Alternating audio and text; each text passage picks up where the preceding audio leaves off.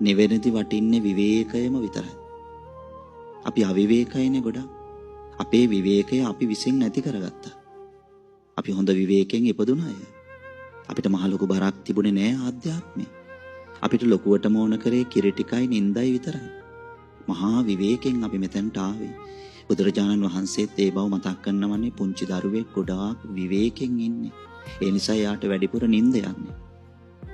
නමුත් මේ විවේකයේ බලන්නකො ටික අපිට නැති වෙලා ගියාට මොනතරම් අපරාධයක්ද? ජීවිතයට තියෙන ඕන වටිනම දේ නිදහසනේ. සම්මුතියට ඇබ්බැහි වෙච්ච නිසා, සම්මුතිය කර තියාගත්ත නිසා සම්මතේට අපිත් යන්න ඕන, අපිත් කන්න ඕන, අපිත් බොන්න ඕන, අපිත් අඳින්න ඕන, අපිත් ගේ හදන්න ඕන, අපිත් වාහනේ ගන්න ඕන. සම්මතේට හිර වුණා. Tamanට ලැබිච්ච කාලය තුලින් වැඩිපුර ප්‍රමාණයක් ගෙවිලා ගියේ සම්මතය නඩත්තු කරන්න. එහෙම නැති අය ස්වල්පයි.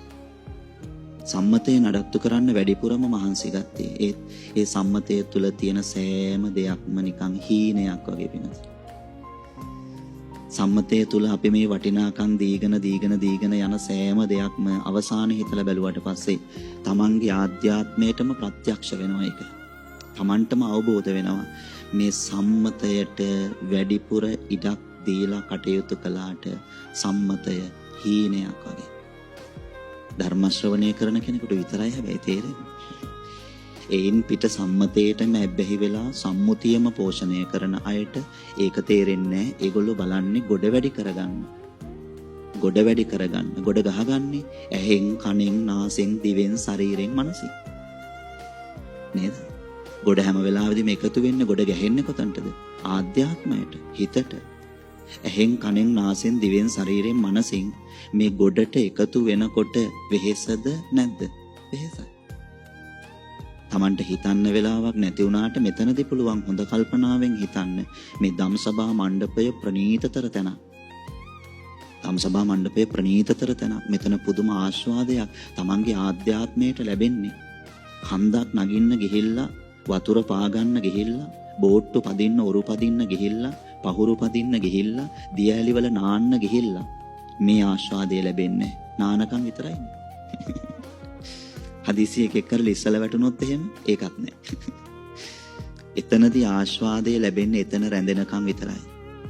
මෙතනදී ආස්වාදය ලැබෙන්නේ මෙතන රැඳෙනකම් විතරක් නෙවෙයි. මෙතනින් හැම වෙලාවෙදිම පිට වෙනකොට, මෙතනින් නැගිටිනකොට, මෙතන අවසන් කරනකොට Tamanට දෙයක් ඉතුරු වෙනව කල්පනා කරන්න.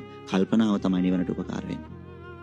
ඒ නිසා අපිට කවදා හරි දවසක තේරෙනවා මේ සම්මුතිය තුල කරන නඩත්තුව හීනයක් වගේ. හැමෝම පසට යට වෙනකොට මේ එකක්වත් නැහැ. හරි අපරාධයක්. බොරැල්ල කනත්ත ළඟින් එනකොට ගේ ළඟ කනත්ත ළඟින් යනකොට බලයි යන්න.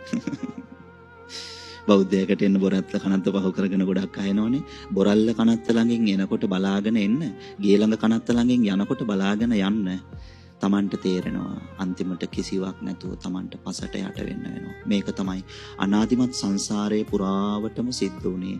මොකුත් නැතුව, කවුරුවත් නැතුව පසට යට වුණා තමයි. දුකයි.